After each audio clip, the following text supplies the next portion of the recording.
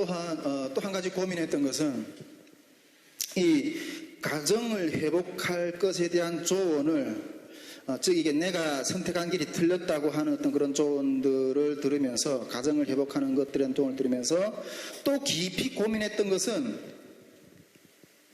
그렇다면 내가 듣고 있는 주님의 음성이 바른가 하는 거예요. 내가 듣고 따라가고 있는 그 주님의 음성이 바른가 하는 건 거예요. 그 주님의 음성을 듣고 따라가다가 결국 이런 일이 발생했거든요. 그렇다면 내가 그런 조언을 들으면서 당신이 처리하는 방법은 틀렸다, 너무 몰인정하다, 국률이 없다, 이런 조언을 들으면서 나는 주님의 음성을 따라가다가 이런 일을 겪었는데, 그러면 내가 들었던 주님의 음성은 바른 것인가 한 혼란이 오더라고요. 혼란. 그러면 이 길을 가라고 하신 분은 주님인데 조언하는 지체들의 의견은 다른 거예요. 이것이 사실이 아니라면 그러면 나는 주님의 음성을 잘못 들었는가? 이러한 혼돈이 오더라는 거죠. 그렇다면 그 주님의 음성을 듣고 걸어간 이 걸음 자체가 잘못된 건가? 여러분, 제가 올 초부터 우리 다이스 물맷돌 선교회에 하나님이 이 여름에 하나님이 주신 어떤 사명, 사역을 어떤 그런 명령하신 부분들에 대해서 계속해서 선포를 했어요. 주님이 주신 어떤 방향이라고 하면서 계속 선포했어요. 다 들었잖아요. 네, 다 들었잖아요. 그러나 우리가 그렇게 선포하며 나가는 것 가운데 이 코로나 상황 가운데서 이런 일을 일으킨다는 게 이게 가능할까? 이러면서 이러한 그 가운데서도 주님의 음성을 들으면서 순종해서 여기까지 왔었어요. 예. 한치 앞도 내다볼 수 없는 어떤 그런 상황이었지만은, 그래서 제가 말했잖아요. 지금 우리 상황 가운데서 이 여름에 이러한 사역을 일으키는 것은 도저히 불가능한 길이다. 그렇지만은 주님이 가라고 명하신다. 이 여름에는 우리가 얻을 것은 주님의 얼굴이다. 사역이 아니라 이것을 일으키시는 주님의 얼굴을 구하는 것, 그 주님의 실존을 대면하는 길이다고 이렇게 외치면서 그 주님의 음성을 들으면서 여기까지 따라왔었어. 그리고 주님의 그 뜻대로 잘, 물론 어려움이 있었지만은 잘 주님이 마무리를 하게 하셨어요. 그런데 이 모든 것이 잘못되었다고 말할 수 있는 것, 그렇다면, 그런 의견들이 하면, 그렇다면 이 모든 것이 잘못되었다면 이거는 너무나도 심각한 문제를 초래하게 돼요. 즉 내가 받은 음성에 대한, 주님의 뜻에 대한 그 음성에 대한 불신이 생깁니다. 여러분, 이 주님의 음성에 대한 불신이 생긴다면 내가 앞으로 받아서 주님의 음성을 받아서 걸어가야 되는 그 삶의 길, 그런 길의 어떤 그런 신뢰조차도 완전히 흔들리게 되는 거예요. 여러분, 그 음성을 의지해서 걸어가는 것이 신앙의 길이라고 그렇게 믿고 그렇게 가는데, 우리는 그 음성의 끝에서 주님을 따라가다가, 주님의 그 음성의 끝에 주님을 따라가다 주님의 얼굴을 배우는 거예요. 그것이 구원이에요, 여러분. 아멘이십니까? 그런데 그 음성을 신뢰 못한다면, 주님의 얼굴을 뵈는 것도 장담할 수가 없는 거예요. 주님의 얼굴을 뵐 수 있는 것도 장담할 수, 주님을 만날 수 있다고, 주님 천국 앞에서 주님을 만나서 들어간다고 하는 어떤 그런 구원이, 어떤 그런 세체조차도 흔들리는 거예요. 여러분, 이것이 전부인데, 이 음성이 전부인데 이것을 신뢰 못한다면 완전히 절벽인 거예요. 절벽. 네, 완전히 절벽인 거예요. 이런 생각을 하니까 내가 들었던 음성에 대한 어떤 이런 부분들이 막 이게 혼란이 오니까 이게 막 절벽이 다가오는 거예요. 제가 뭐 이 완전히 이게 허망하고 인생이 안 보여요. 인생이 안 보여. 인생이 안 보여. 제가 전에 간증하면서 이야기했잖아요. 전에 내 열심으로 믿다가 내가 내 열심으로 믿다가 주님의 집에서 쫓겨난 경험에 대해서 제가 몇 번 이야기했어요. 그래서 그때부터 주님의 뜻대로 산다는 것이 무엇인가, 주님의 뜻대로 신앙생활을 하고 주님의 뜻대로 살아간다는 것이 무엇인가 하는 것들에 대해서 심각하게 고민했어요. 심각하게. 그러면서 발견한 것이 주님은 인격이시고 주님은 나에게 말씀하시는 하나님이라는 그 확신을 가지게 됐어요. 그래서 그 음성을 따라서 지금까지 신앙생활을 했고, 이 음성 가운데 모든 것을 순종하면서 모든 것을 올인했어요. 삶을 모든 것을 올인했어요. 그런데 이 음성을 신뢰할 수 없다, 그런 의견들이라면 이건 완전히 혼란이 오는 거예요. 혼란이 오는 거예요. 그러면서 지난 한 주 동안 지난 2, 3주 동안 제가 마음속에서 고민하면서 그런 조언들 듣는 가운데 내가 받고 가는 이 걸음에 대해서, 음성에 대해서 이렇게 혼란이 오니까, 그러면서 제가 그런 마음을, 그런 묵상을 하면서도 한 2, 3주 동안 이런 기로에 서서 하면서도 제가 나름대로 마음속에서 결심했어요. 선택의 길에서 결심한 것은 혹 망할지라도 이 음성을 신뢰하고 가기로 결심했어요. 지금까지는 이 주님의 음성 외에 다른 보조 지팡이들이 많았어요. 주님의 이 음성 외에 다른 보조 지팡이들이 많았어요. 왜? 우리 주변에는, 또 우리 주변의 어떤 지체들을 통해서, 여러 환경들을 통해서도 하나님이 말씀하실 수 있거든요. 우리에게 말씀하실 수 있거든요. 그런데 그 많은 것들 중에, 여러 보조 지팡이들의 어떤 그런 부분들 가운데 그 많은 것들 중에 하나를 선택하란다면 주님의 음성을 선택할 거예요. 주님의 음성을. 다른 것들은 다 이 기둥을 세우는 데 보조수단인 거예요. 보조수단. 제가 중국에서 그 미션홈에서, 중국 진화선학교에서 제가 제일 처음에 들어갔을 때 정말 이게 중국 땅에 탈북해가 중국 땅에서 막 방황하다가 가족도 없고 뭐 같이 그 탈북했던 저희 우리 가족하고도 이렇게 헤어지고 뭐 말도 모르고 어떤 그런 방황하는 세월 가운데, 그러다가 이렇게 그 통독반이 들어갔잖아요. 주야신학교에 딱 들어갔는데, 그때 말씀을 읽으면서 하나님을 일단 믿어지진 않았지만은 말씀을 읽으면서 제일 먼저 다가왔던 말씀 구절이 뭔지 아세요? 그게 네, 지금 제가 생각나진 않는데 이사야서에 그런 말씀이 있는 것 같아요. 네. 그 이사야서에 주님이 이렇게 말씀하시는 부분이 있어요. 주께서 너에게 고생의 떡과 물을 먹이시나 내 스승은 다시 없어지지 않을 것이라 그래요. 네 인생이 그 고생의 떡과 물을 마시지만은 이제 너를 구원하시는 그 하나님이 너의 스승이 되어서 너의 삶을 이끌어 가실 건데, 그 스승은 다시 없어지지 않을 것이라고 주님 거죠. 근데 이 말씀을 듣는데 너무 감사한 거예요. 그 스승을 찾고 싶은 거예요. 내 인생을 지도해 줄 그 스승을 붙들고 싶은 거예요. 물론 보조 지팡이들이 주변에 많아요. 뭐 가정도 그 가운데 하나 될 수가 있고, 또 멘토들도 그런 가운데 하나가 될 수가 있고, 그렇지만은 그들의 조언보다 그들의 조언을 주님의 음성의 권위 위에 놓지는 않아요. 할렐루야. 네. 그들의 조언의 권위를 주님의 음성의 권위보다 올려놓지는 않아요. 그렇게 안 하기로 결심했어요. 혹 망한다 할지라도, 이 음성을 듣고 가다가 망한다 할지라도 이 음성만을 신뢰하고 따라가기로 결심했어요.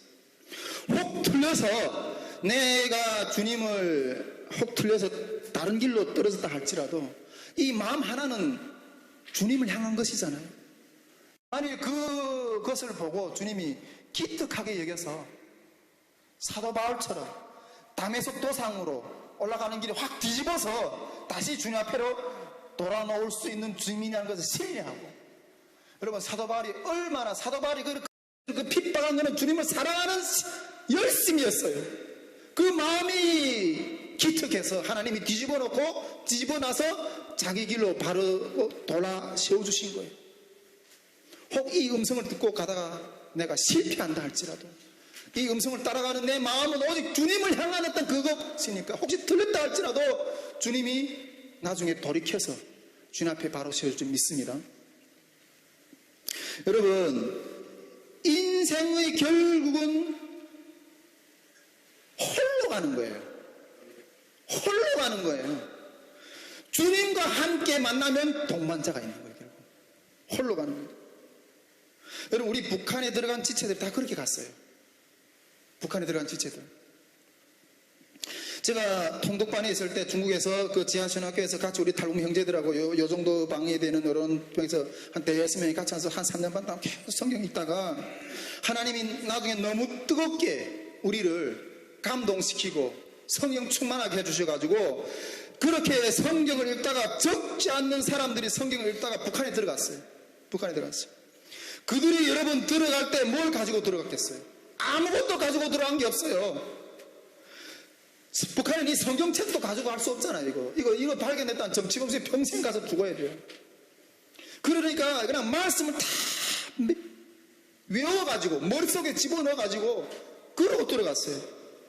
여러분, 그들이 북한 땅에 들어갈 때 뭐 멘토가 있어요. 뭐 신학 서적이 있어요. 뭐 교회 지원이 있어요.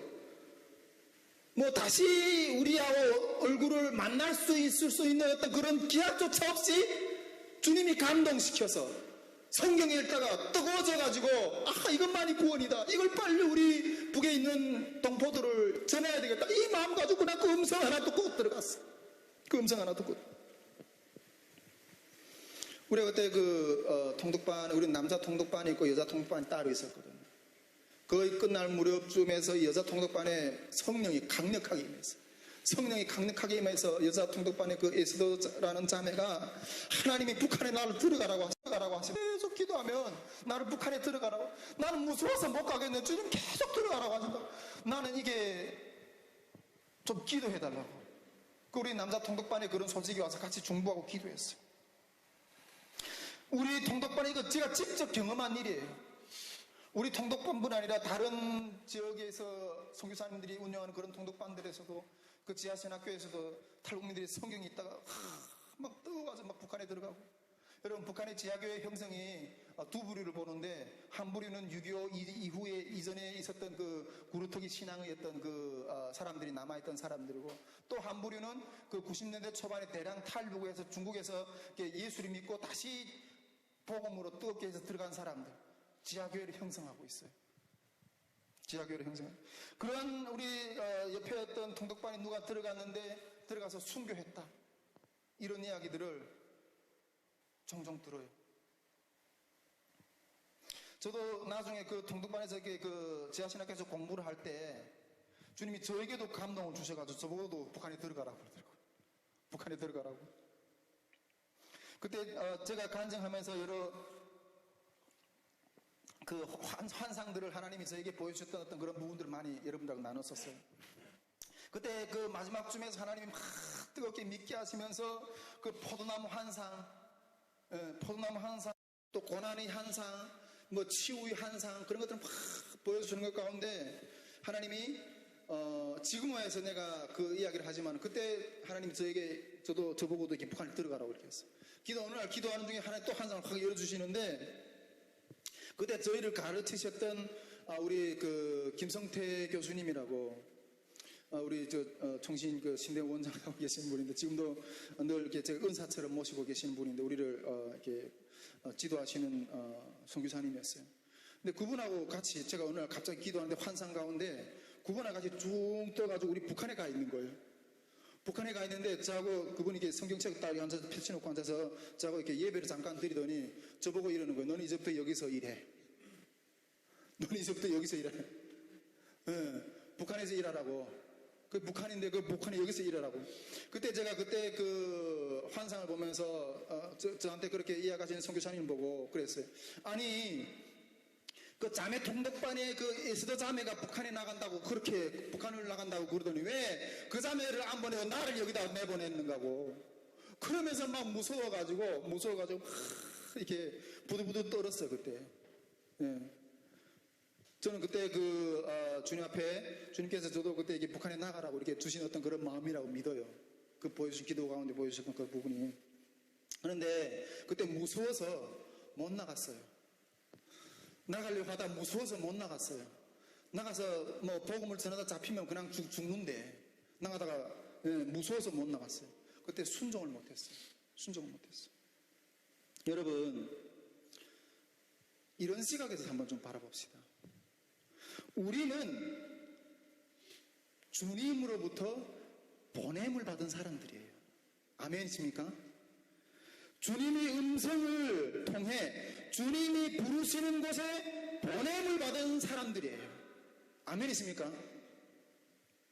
여러분 이것이 우리의 정체성이고 이것이 우리의 삶의 이유고 하나님이 나라 안에 있는 상태이고 또 그의 나라의 구속에 참여하는 모습이에요.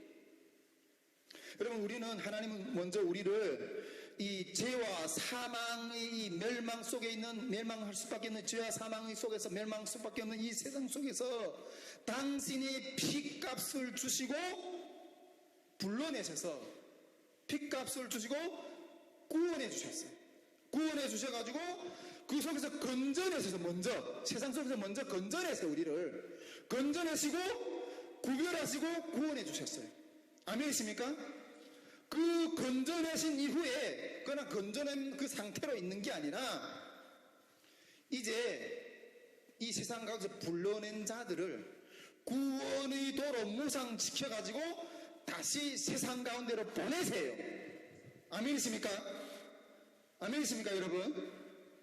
이 어둠에 앉아있는 자들을 향해서 나와 같이 그 죄와 사망의 그 그늘 아래서 죽을 수밖에 없는 여전히 그 어둠에 앉아있는 자들을 향해서 그들을 건지라고 그들을 향해서 복음을 전하라고 보내세요. 할렐루야. 이것이 하나님의 나라 확정이고 하나님의 나라 회복이고 그 가운데 우리를 하나님이 보내세요. 하나님이 보내세요. 우리 마태복음 28장 18절에서 20절 우리 주님이 말씀하시잖아요. 내가 너희에게 권세를 주겠다. 그래서 너희는 가서 모든 족속과 민족으로 제자를 삼아 아버지와 아들과 성령의 이름으로 세례를 주라. 그리고 내가 분부하는 모든 것을 가르치라고 주님 말씀하고 계세요. 그래야 내가 세상 끝날까지 너희들과 함께 하겠다. 여러분 이것은 주님의 지상명령이에요. 지상명령. 여러분 우리는 주님의 이 지상명령을 받들어서 세상에 보냄을 받은 자들이에요. 할렐루야. 보냄을 받은 자들이에요. 여러분 아브라함도 하나님 보내셨죠. 그 갈대하고 내 본토 아비 집을 떠나서 내가 너를 지시할 땅으로 가라 보내셨어요. 예수님도 그 하늘 보좌를 내려놓으시고 이 땅으로 우리 인류를 구원하시기 위해서 하나님으로부터 보냄을 받으셨어요. 여러분 예수님의 제자들도 예수님 믿은 이후에 성령을 받고 온 세계에 나가서 보냄을 받으셨어요. 여러분 사도라는 것은 보냄을 받았다는 자들이에요. 보냄을 받았다는 자. 모든 그리스도인들, 우리 이 땅에 예수 믿는 모든 자들은 보냄을 받은 자들이에요. 할렐루야. 보냄을 받은 자들이에요. 여러분 우리는 우리의 보내심을 받는 곳에 가야 해요. 보냈는데 안 가겠다. 어려워서 못하겠다. 삶은 하나님하고 상관이 없는 삶이에요. 이거는. 할렐루야. 우리가 하나님이 우리를 그 보내시는 자리가 어디에든 그 보내심의 부름의 사명에 감당을 못한다면, 그런 삶을 산다면, 우리를 부르시는 그 부르심의 그 목적을 따라서 살지 않는다면 우리는 하나님하고 상관이 없는 사람들이에요. 할렐루야. 우리는 부르심의 목적을 따라 살아야 합니다. 이외의 삶은 하나님과 상관이 없는. 우리를 부르시는 자리를 찾아야 돼요. 할렐루야. 우리를 부르시는 자리를 찾아야 돼요. 그 자리가 내 자리인지, 우리가 지금 서 있는 자리가 내 자리인지 아닌지를 확인해 보세요. 그게 내 자리가 아니면 엄청나게 불편할 거예요.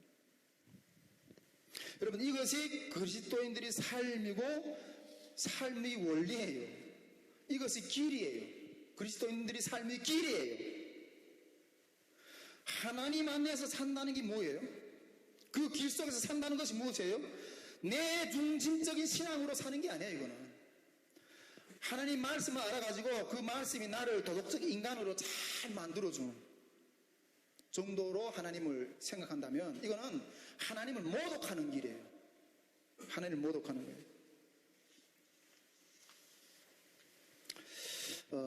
제가 이렇게 사는 것은 다이소의 물맷돌 선교회 가운데서 주님의 부르심에 순종하기 위해서요. 할렐루야. 다이소의 물맷돌 선교회 가운데 부르시는 하나님의 그 부르심에 순종하기 위해서랍니다. 여러분, 이 가운데에서 주님이 부르심이 없다면, 우리 다이소의 물맷돌 선교회의 가운데서 주시는 주님의 그 부르심이 없다면 제가 이게 굳이 이렇게 살 필요 없어요. 굳이 이렇게 살 필요 없어요. 사람 냄새 나가는 가족 곁에, 아내 곁에, 딸 곁에 가 있지 왜 이렇게 생고생하겠어요?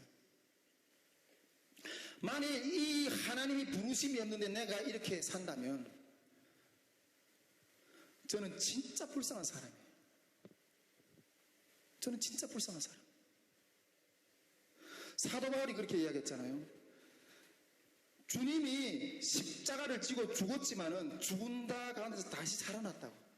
다시 살아났다고. 만일 예수가 죽은 자 가운데서 다시 살아나는 것이 없다면 그 예수를 따라 십자가의 삶을 지고 살아가는 그리스도인들은 이 세상 가운데서 제일 불쌍한 자들이죠. 제일 불쌍한 자들이죠. 제일 불쌍한 자들이죠.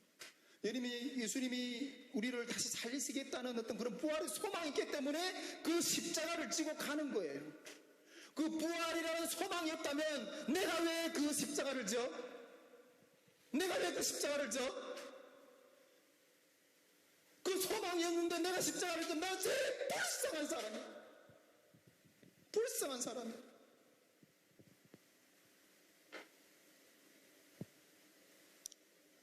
불쌍한 사람. 그리스도가 사는 것이 있기 때문에, 그 소망이 있기 때문에 그 손가락질을 당하면서도 그 십자가 밑에 고지고지 하면서 처박혀서 들어가는 거예요.